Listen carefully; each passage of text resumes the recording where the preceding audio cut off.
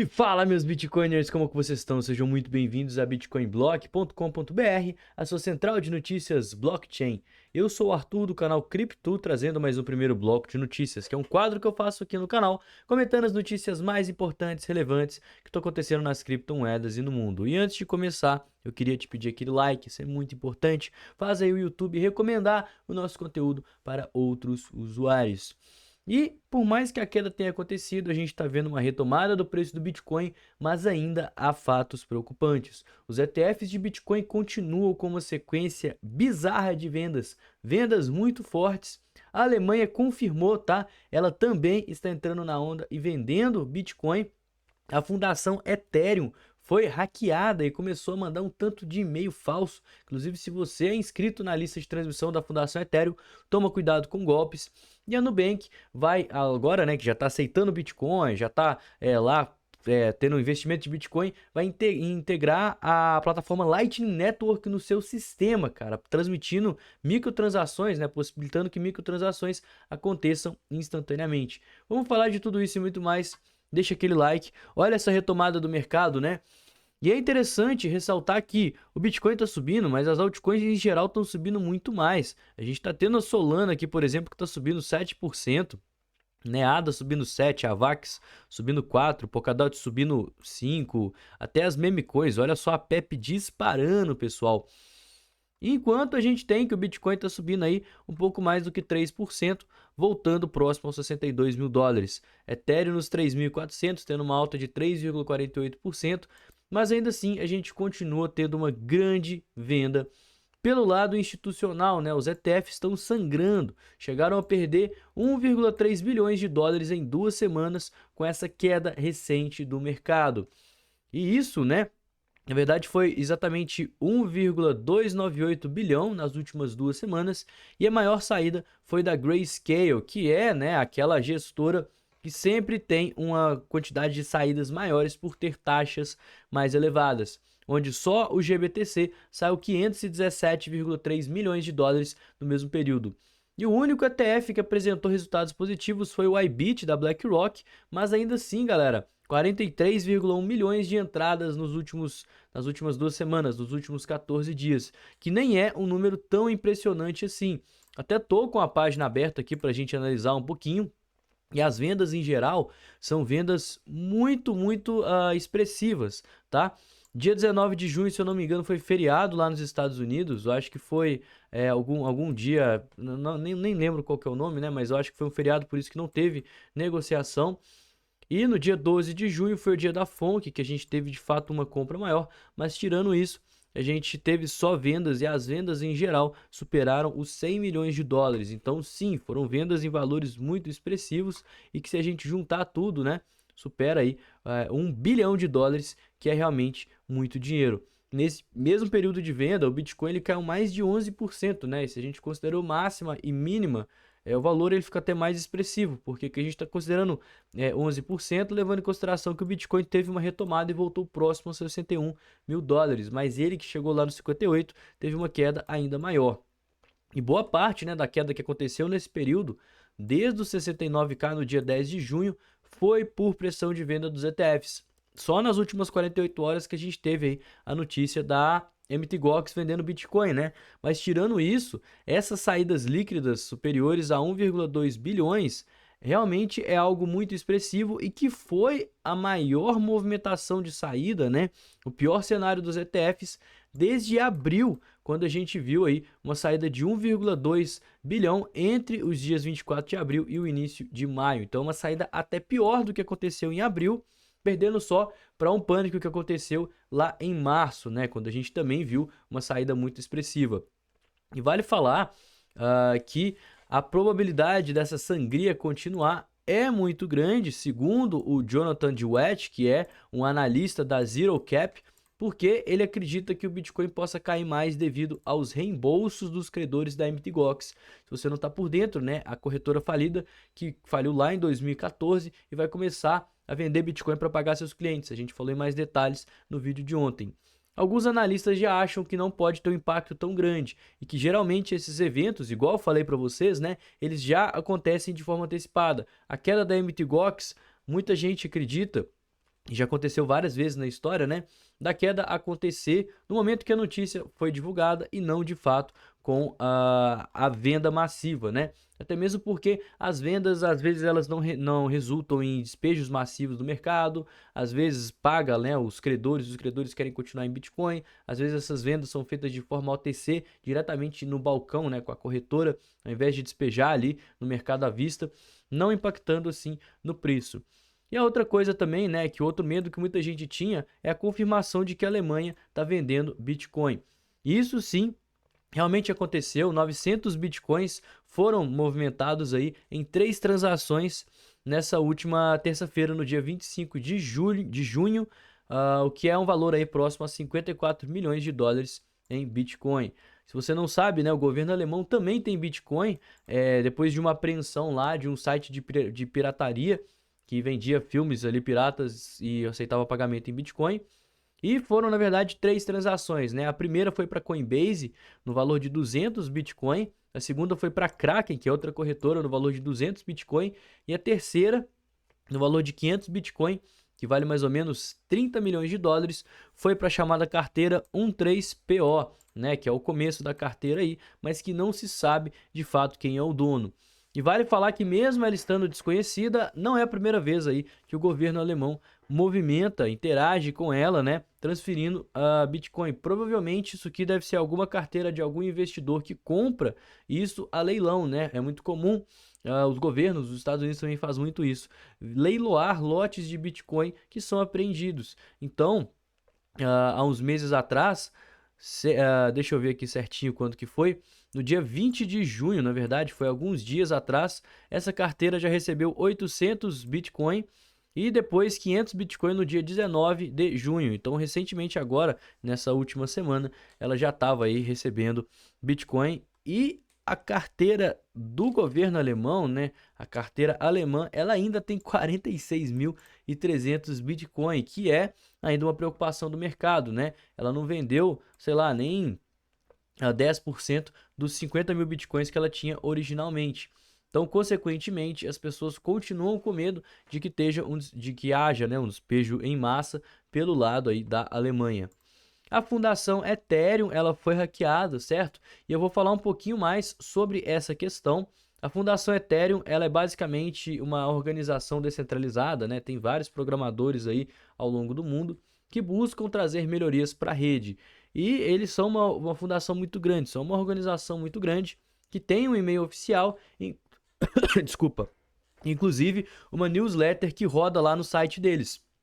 E essa newsletter, o sistema foi hackeado, né? Era o sistema da SendPulse, e os hackers começaram a mandar vários e-mails suspeitos utilizando o updates@ethereum.org, que é o e-mail oficial da Fundação Ethereum.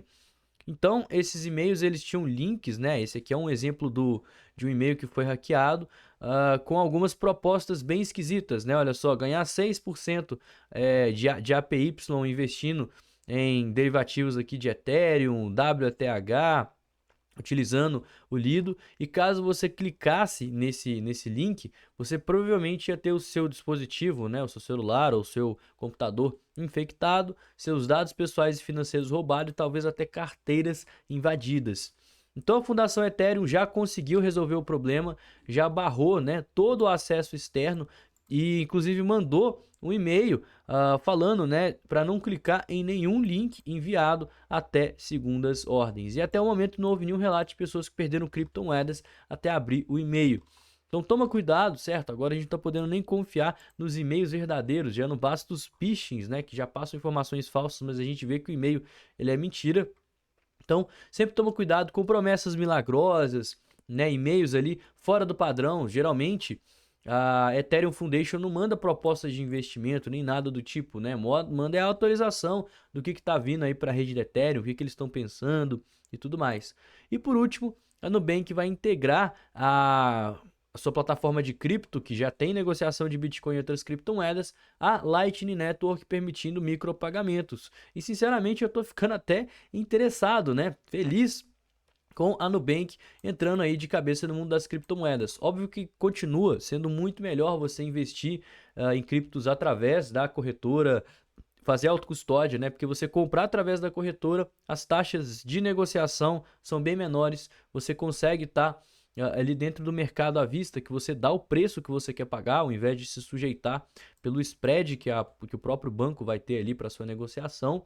Você tem taxas muito menores e muito mais competitivas para saque, e você tem a possibilidade também da autocustódia, que recentemente a Nubank implantou, né, a possibilidade de você sacar Bitcoin, mas vale falar que a Nubank é um banco, e o banco brasileiro reporta tudo também para a Receita Federal, que acaba sendo um problema para várias pessoas. Mas ela integrando a rede Lightning Network, isso vai possibilitar transações rápidas e baratas para carteiras que também estão no sistema da Lightning. Esse anúncio foi feito nessa terça-feira, dia 25, pela empresa Lightspark, que é uma desenvolvedora aí da Lightning Network que provém várias soluções para outras empresas para estar integrando, né, o sistema da Lightning Network com o software. Então, a Lightning Network é uma solução construída sobre a segunda rede, é uma solução de segunda camada, né, construída sobre a rede do Bitcoin, que possibilita você fazer pagamentos pagando taxas extremamente baixas. Então, a maior parte das pessoas que utilizam o Bitcoin como forma de pagamento utiliza a Lightning Network para estar fazendo esses pagamentos. Então, basicamente, acontecem transações sem ser registradas ali na blockchain, né? Então, essas transações todas dentro da rede da Lightning Network, elas acontecem dentro dos nodes, os nodes que ficam ali transacionando satoshis, até que junta uma quantidade grande de transações e registra isso no bloco quando sai da blockchain, quando sai da Lightning Network no final das contas. Então, os satoshis que estão lá dentro, eles ficam transacionando uns para os outros, pagando ali frações de centavos. Então é realmente muito barato. Os lugares ao redor do mundo que aceitam Bitcoin, eles utilizam a Lightning Network como forma de pagamento, igual, por exemplo, em El Salvador e em vários comércios aí ao redor do mundo, né? Não foi informado aqui na notícia e nem no anúncio oficial da Lightspark, esse aqui é o CEO da Lightspark. Não foi anunciado quando que vai ter essa implementação, mas eu acredito que já deva acontecer nas próximas semanas, pelo próprio histórico da Nubank. Quando ela anunciou alguma coisa, nas próximas semanas esse anúncio já foi implementado.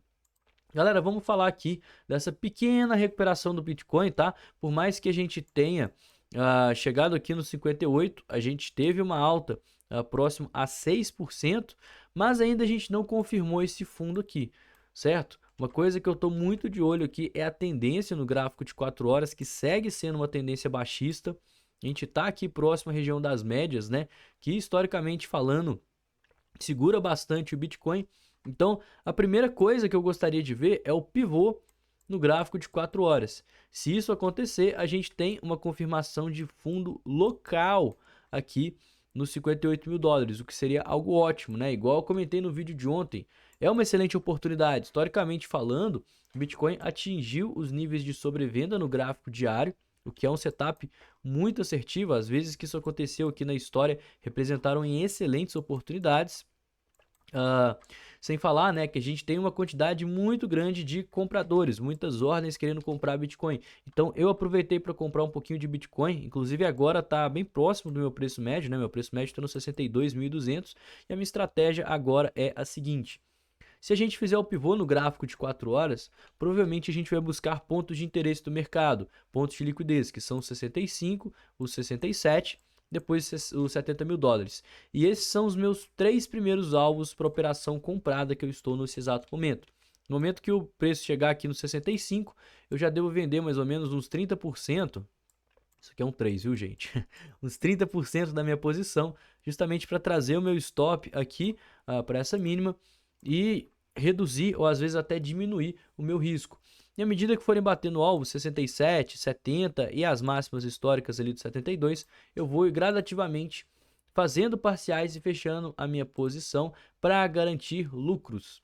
Por quê? Porque a gente ainda está dentro de uma grande consolidação, certo? Ainda não tem nenhum indicativo de que a gente vai romper ou para cima ou para baixo. O Bitcoin está consolidado há mais de 100 dias. E se a gente vê uma queda, provavelmente o mercado vai continuar numa situação mais extrema e a probabilidade da gente ver um repique também aumenta consideravelmente. Então eu tenho interesse em estar me posicionando ainda mais caso o preço caia, justamente porque esse repique que vai ser o grande decisivo para mim. Quanto mais o preço cair, mais eu me posiciono, e quando a gente tiver um repique, né, eu posso facilmente vender parte desse repique para zerar o meu risco, e aí eu vou continuar ao longo, né, dessa pernada de alta do Bitcoin, só que muito mais posicionado do que eu tô aqui, por exemplo. Vamos supor que eu entrei aqui com, sei lá, $100 aqui no meu preço médio. Então, se o preço cair aqui e eu entrar com mais $100 mais ou menos, o meu preço médio ele vai vir para algum lugar aqui nesse meio. E se a gente tiver um repique,